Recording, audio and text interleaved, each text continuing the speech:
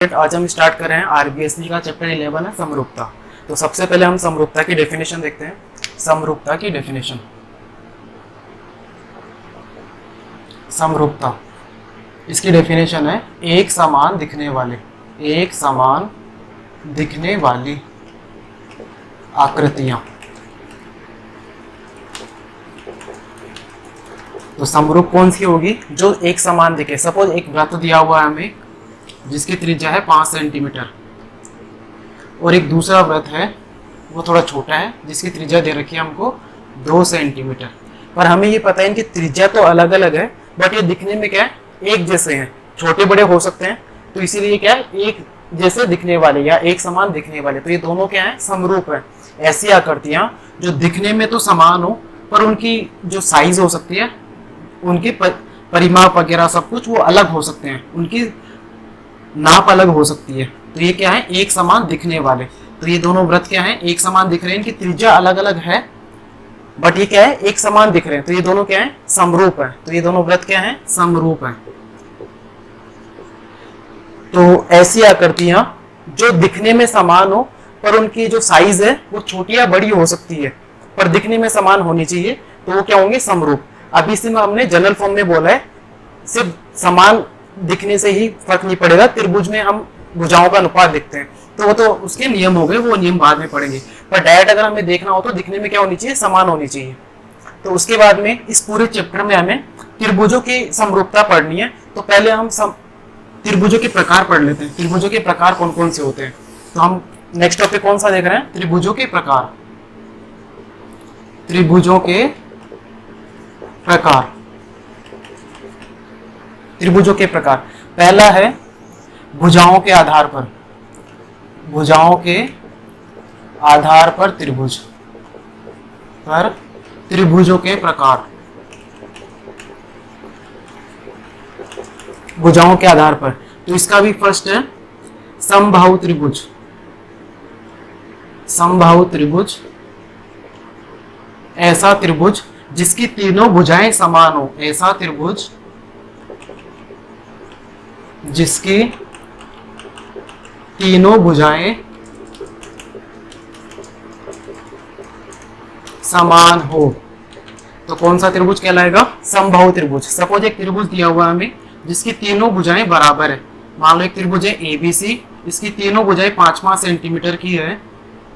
तो ये तीनों भुजाएं बराबर हो गई, तो ये कौन सा हो गया, समबाहु त्रिभुज। तो पहला कौन सा हो गया, समबाहु त्रिभुज। दूसरा है समद्विबाहु त्रिभुज। समद्विबाहु त्रिभुज। अब इसके नाम से हमें पता लग रहा है, सम का मतलब हो गया समान, द्वि का मतलब दो, बाहु का मतलब भुजाएं। तो ऐसा त्रिभुज जिसकी दो भुजाएं समान हो। तो ऐसा त्रिभुज जिसकी दो भुजाएं समान हो, तो कौन सा त्रिभुज कहलाएगा, समद्विबाहु त्रिभुज।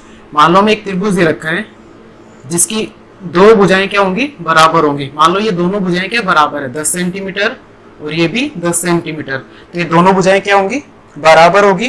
तो ये कौन सा त्रिभुज होगा, समद्विबाहु त्रिभुज। और हमें ये भी ध्यान रखना, समबाहु त्रिभुज में तीनों कोण भी क्या होते हैं, बराबर होते हैं। तो इसमें तीनों कोण भी क्या होंगे, तीनों कोण बराबर। तीनों कोण भी क्या होंगे, बराबर होंगे। तीनों भुजाएं भी बराबर होगी और तीनों कोण भी बराबर होंगे। ऐसी समद्विबाहु त्रिभुज है तो इसमें दो भुजाएं बराबर होंगी। अगर दो भुजा बराबर है तो इनके जो संगत कोण है ये वाले, तो ये दोनों कोण क्या होंगे, बराबर होंगे। एवं दो कोण बराबर हो, दो कोण बराबर हो या दो संगत कोण बराबर हो, दो संगत कोण बराबर हो, तो कौन सा त्रिभुज हो गया, समद्विबाहु त्रिभुज। उसके बाद में लास्ट बचा है विषमबाहु त्रिभुज।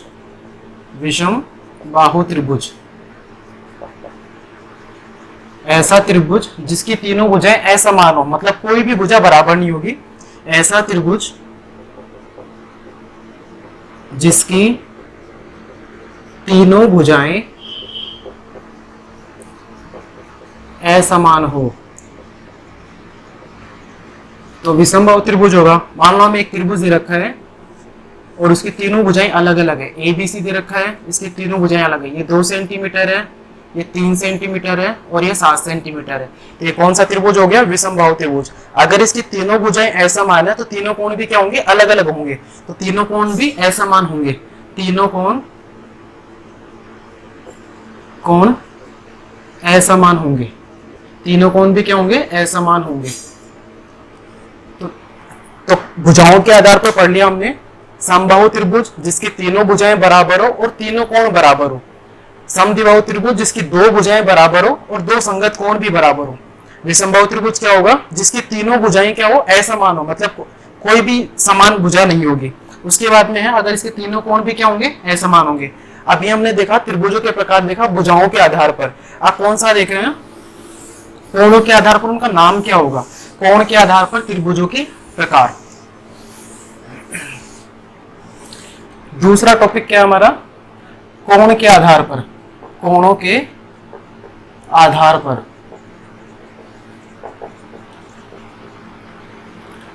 पहला है न्यून कोण त्रिभुज।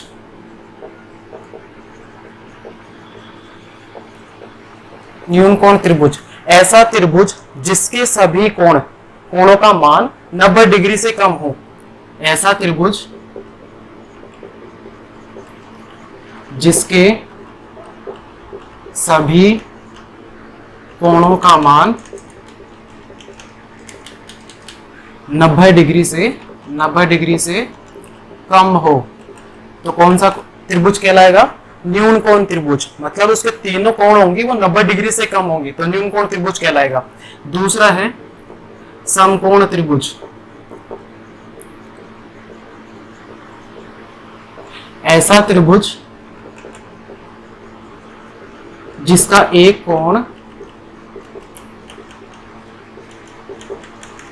90 डिग्री का हो तो कौन सा त्रिभुज कहलाएगा? समकोण त्रिभुज। ऐसा त्रिभुज जिसका एक कोण 90 डिग्री हो तो क्या कहलाएगा? समकोण त्रिभुज। उसके बाद में देखते हैं अधिक कोण त्रिभुज।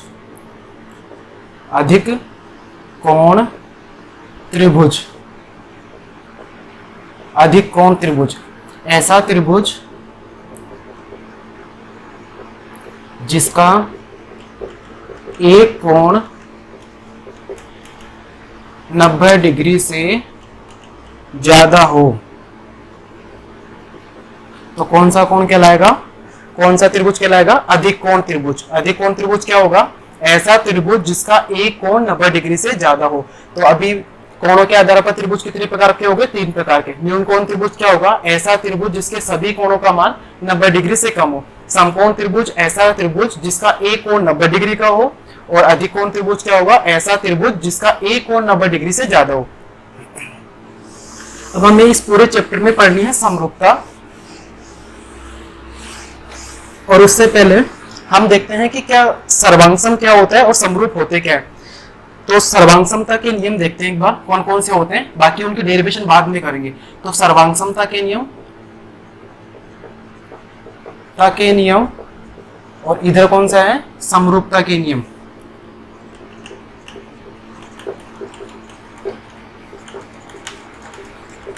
तो पहला हो गया एस एस एस भुजा भुजा नियम। सर्वांग समता के नियम कौन सा है? पहला भुजा नियम। दूसरा है एस ए एस भुजा कोण भुजा नियम। उसके बाद में है तीसरा है कोण भुजा कोण नियम। कोण भुजा कोण नियम। उसके बाद में है फोर्थ आर एच एस समकोण कर्ण भुजा नियम। उसके बाद में लास्ट है पांचवा ए एस कोण कोण भुजा नियम। कोण कोण भुजा नियम। उसके बाद में हमें समरूपता का नियम देखना है। तो समरूपता के नियम है एस एस एस भुजा नियम। इनमें अंतर क्या है वो अभी देखेंगे हम। दूसरा है एस ए एस भुजा कोण भुजा नियम। तीसरा है कोण कोण कोण नियम, कोण कोण कोण नियम। अब हमें ये देखना है, जब भी हम सर्वांग समता के नियम यूज करेंगे तो जहां पर भुजा लिखा हुआ है तो दो हमें आकृतियां दे रखी होंगी। सपोज हमें दो त्रिभुज दे रखे होंगे, एक एबीसी है, एबीसी त्रिभुज है, और एक पीक्यूआर त्रिभुज, पीक्यूआर। जब भी हम सर्वांग समता के नियम यूज करेंगे तो जहां पर भुजा लिखा हुआ आ रहा है तो दोनों त्रिभुजों में भुजाएं क्या होंगी, बराबर होंगी। जब हम सर्वांग समता के नियम सिद्ध करेंगे तब, या सर्वांग सम सिद्ध करेंगे तब। तो सर्वांग समता में एस लिखा हुआ उसका मतलब क्या है, भुजा बराबर होती है।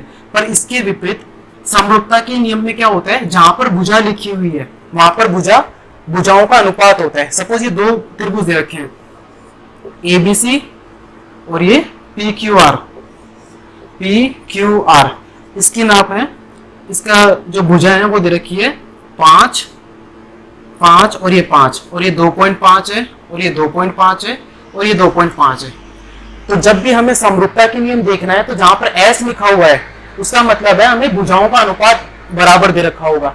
एस का मतलब क्या है, हमें दोनों त्रिभुजों में भुजाओं का अनुपात दे रखा होगा। यहाँ पर सर्वांग समता में भुजाएं बराबर दे रखी होती है, एस का मतलब क्या होता है, भुजाएं बराबर होंगी।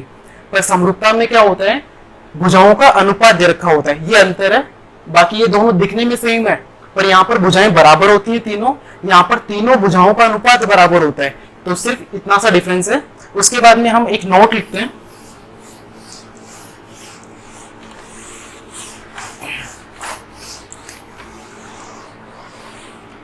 एक नोट लिखते हैं, सभी सर्वांगसम आकृतियां, सभी सर्वांगसम आकृतियां, या फिर हम क्या बोल सकते हैं, त्रिभुज भी बोल सकते हैं क्योंकि अधिकतर हम त्रिभुज यूज करेंगे। तो सभी सर्वांगसम आकृतियां या त्रिभुज समरूप होते हैं। मतलब अगर हमें दो त्रिभुज या कोई भी दो आकृति दे रखी है, अगर वो सर्वांगसम है तो वो समरूप भी होंगी। ये हमेशा सत्य होता है, या सभी सर्वांगसम आकृतियां त्रिभुज समरूप होते हैं। पर इसका विपरीत देखते हैं हम, ये फर्स्ट पॉइंट था, ये सेकंड, सभी समरूप आकृतियां या त्रिभुज लिख सकते हैं हम ब्रैकेट में, त्रिभुज सर्वांगसम नहीं होते हैं, सर्वांगसम नहीं होते हैं। इसका रीजन देखते हैं अभी। ये ध्यान रखना, सर्वांगसम नहीं होते हैं। पहला पॉइंट था सभी सर्वांगसम आकृतियां या त्रिभुज समरूप होते हैं, ये हमेशा सत्य होता है। पर इसका उल्टा हमेशा सत्य नहीं होता, सभी समरूप आकृतियां सर्वांगसम नहीं होती है। तो ये दोनों नोट है, ये हमें 11.1 प्रश्नावली में काम में आएंगे। तो ये दोनों अच्छे से नोट कर लेना।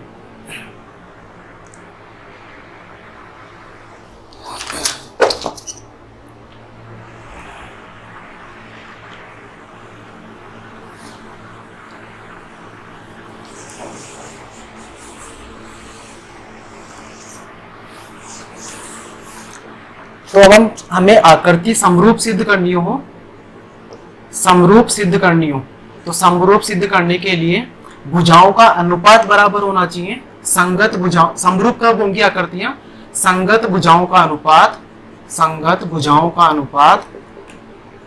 अनुपात एवं संगत कोण बराबर होने चाहिए। तो जब भी हमें कोई आकृति समरूप सिद्ध करनी है तो उसकी संगत भुजाओं का अनुपात बराबर होना चाहिए और संगत कोण भी क्या होने चाहिए, बराबर होने चाहिए। अब हम इसके बाद में प्रश्नावली 11.1 स्टार्ट। प्रश्नावली 11.1 का पहला क्वेश्चन है जिसमें हमें रिक्त स्थानों की पूर्ति कीजिए। तो हमें रिक्त स्थानों की पूर्ति करनी है और हमने जो इससे पहले जो थ्योरी पढ़ी थी उससे ये कंप्लीट हो जाएंगे। तो फर्स्ट रिक्त स्थान है, सभी व्रत होते हैं। तो जितने भी व्रत हैं क्या वो सर्वांगसम होते हैं या समरूप होते हैं, इनमें से एक चूज करना है।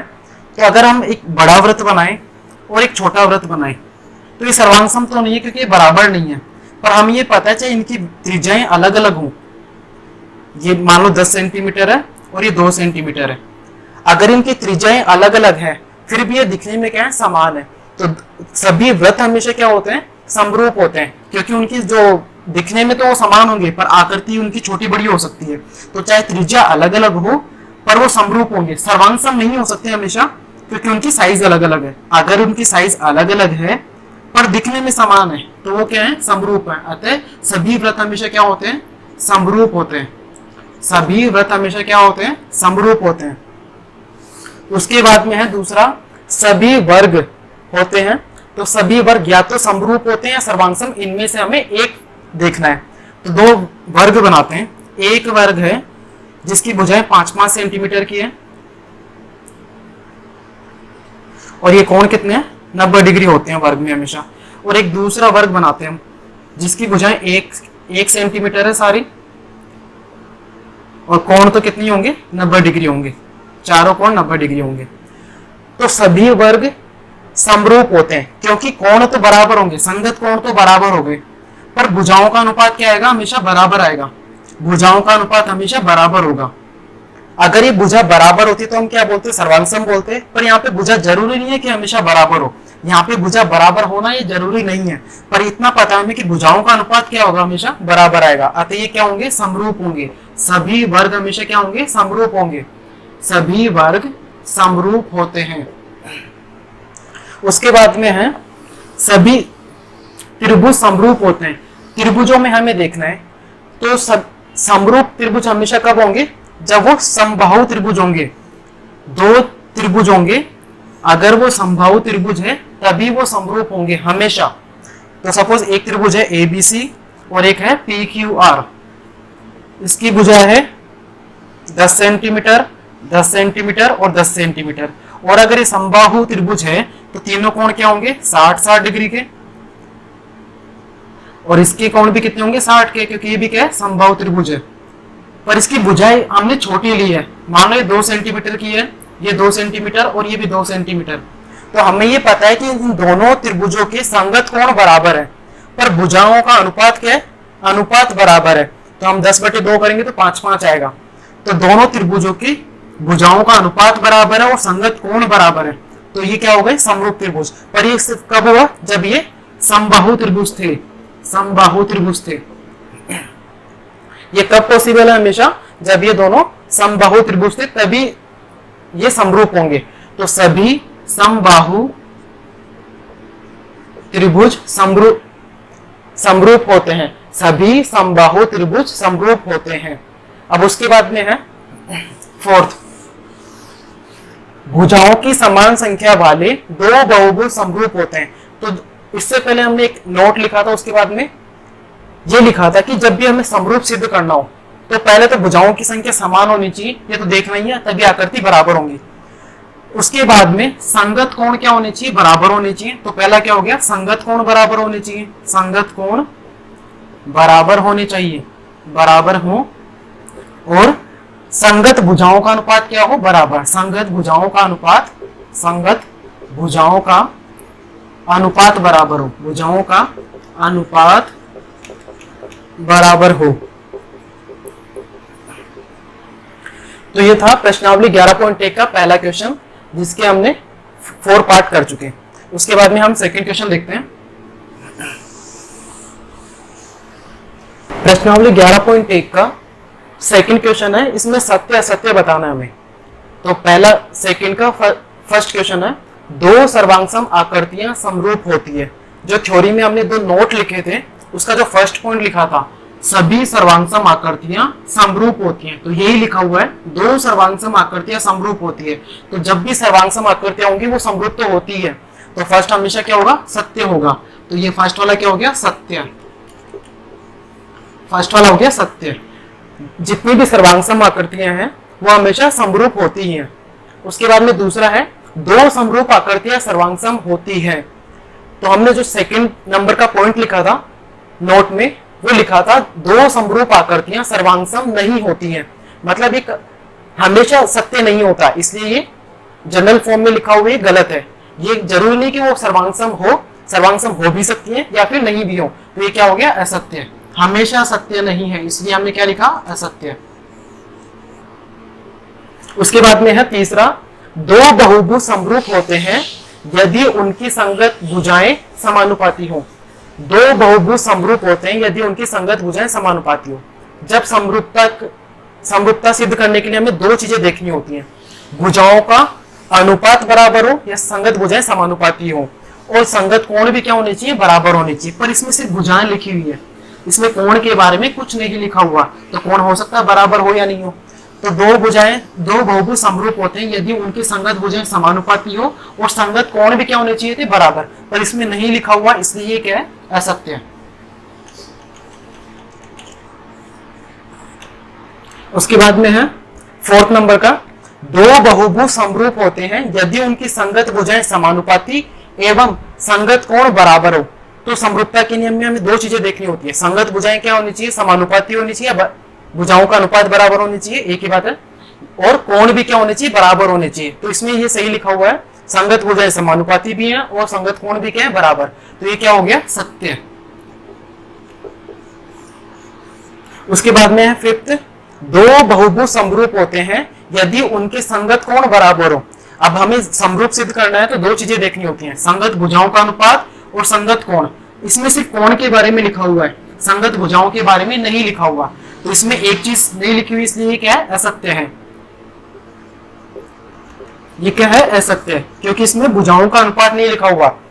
तो एक बार वापस रिपीट करते हैं, दो सर्वांगसम आकृतियां समरूप होती हैं, ये सत्य है, क्योंकि सर्वांगसम आकृतियां हमेशा क्या होती है, समरूप होती हैं। उसके बाद में दो समरूप आकृतियां सर्वांगसम होती है, ये असत्य है, क्योंकि ये जरूरी नहीं कि समरूप आकृतियां सर्वांगसम हो भी सकती है या फिर नहीं भी हो। उसके बाद में 3rd, दो बहुभुज समरूप होते हैं यदि उनकी संगत भुजाएं समानुपाती हो।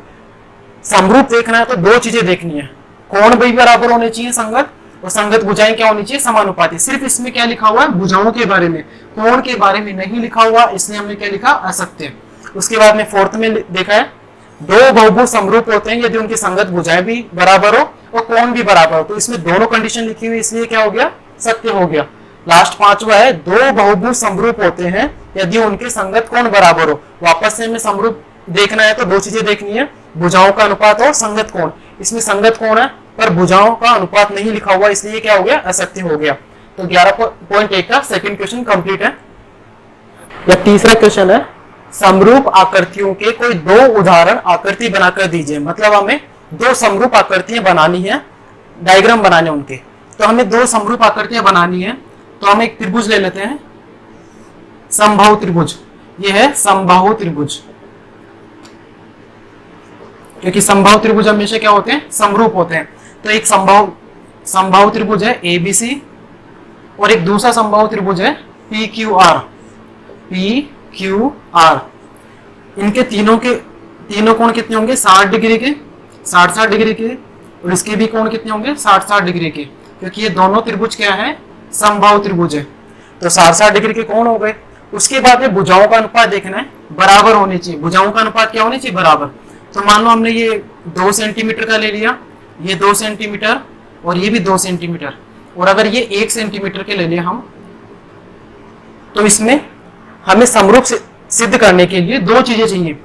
संगत कोण क्या होनी चाहिए, बराबर। पहला क्या होना चाहिए, संगत कोण, संगत कोण बराबर होनी चाहिए, संगत कोण बराबर। और उसके बाद में संगत भुजाएं समानुपाती, संगत भुजाएं समानुपाती।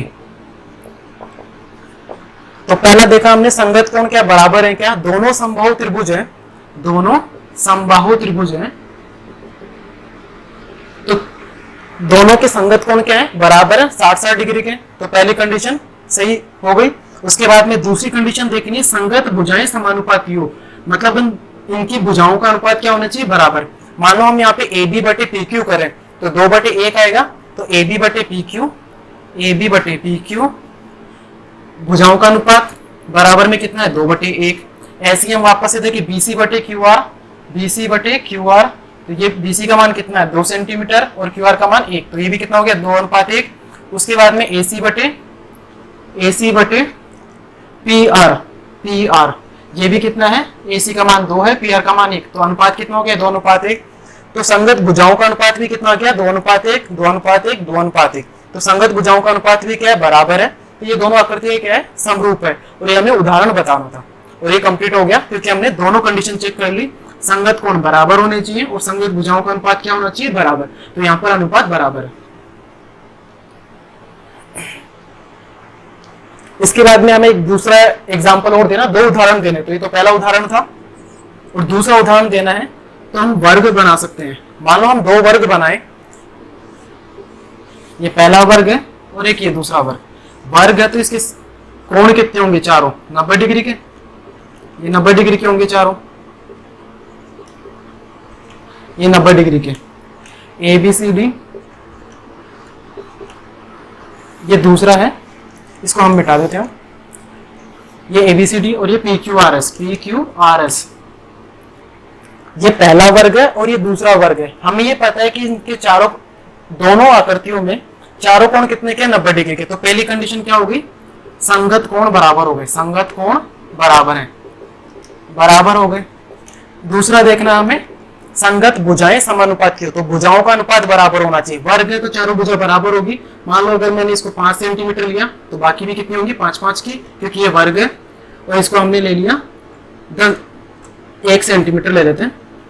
एक सेंटीमीटर का हो गया, क्योंकि चारों भुजाएं बराबर होंगी। अब हमें ये देखना है कि यहाँ पे भुजाओं का अनुपात क्या होना चाहिए? बराबर। तो यहाँ पर भुजाओं का अनुपात देखना है, तो संगत भुजाओं का अनुपात क्या है? अनुपात भी क्या है? बराबर है। क्योंकि हम यहाँ पर AB बटे PQ करेंगे तो भी वो 5/1 आएगा। AD बटे PS करेंगे तो वो भी कितना आएगा? 5/1। तो संगत भुजाओं का अनुपात भी क्या है? बराबर है। अतः ये दोनों आकृतियां क्या है? समरूप है। तो ये दोनों क्या है? समरूप हैं। और हमने दो उदाहरण देने थे, पहला था समबाहु त्रिभुज का, दूसरा है वर्ग का।